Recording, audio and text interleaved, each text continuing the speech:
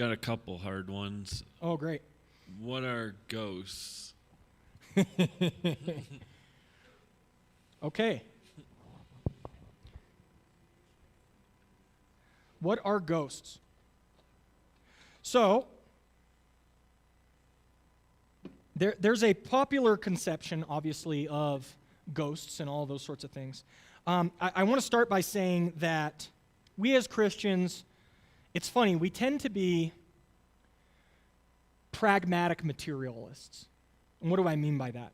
We as Christians say we believe in God and angels and demons and all these supernatural beings because they're in the Word, but then when your neighbor comes up to you and they're like, my house is haunted and I saw a ghost, all of us are like, no, you didn't. No, that didn't really happen, right? And so we're very pragmatically materialistic. And so the first thing I would like to say is you believe in a God who has created a whole world full of spirit beings, angels, demons, etc. You should be open to the world being made up of more than just what you can perceive with your eyes, your ears, your senses, etc. Now, with that said, the Bible doesn't talk about ghosts very much. The closest thing I can think of is, I believe it's Samuel, when they consult him through a medium, and they're able to reach him somehow, and so his dead spirit in Sheol is somehow called up to where they can talk to him. So that's interesting, okay? Now, there are a lot of popular modern conceptions of ghosts and spirits and all that type of thing.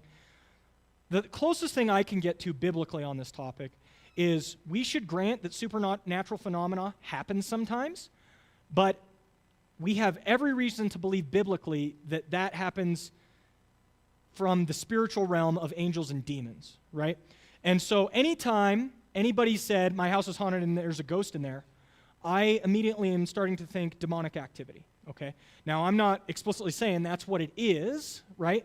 But I think most often that is what's going on, and that's the biblical example of what we have to what these things might be. Now, I don't care about the semantics very much. So somebody might come along and say it's a ghost. I'm not going to sit there and correct them and be like, well, technically in the Bible there's no such thing as ghosts and it's only angels and demons and therefore you're interacting with a demon, right? Like, I might know that implicitly in the back of my head, but in the conversation I may not correct them, and I just may have that assumption going forward.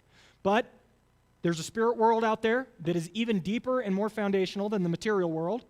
We need to grant that. It's consistent all throughout the Bible. And we should tend to have a attitude towards the world that the world is mysterious, and there's a lot that goes on out there that I don't understand. Within that framework, I think there's a lot of wiggle room for Christians to have discussion. I do think some Christians can get dangerously preoccupied with this realm or this sphere. Jesus has authority over all angels and demons. He is King of kings and Lord of lords. They consistently cast out demons in the name of Jesus in the New Testament, and I don't think there's any reason for a Christian to be terrified or afraid of the spirit world because you have the king of the entire spirit world on your side, right? So keep all those things in mind. I hope that helps. It's a good question.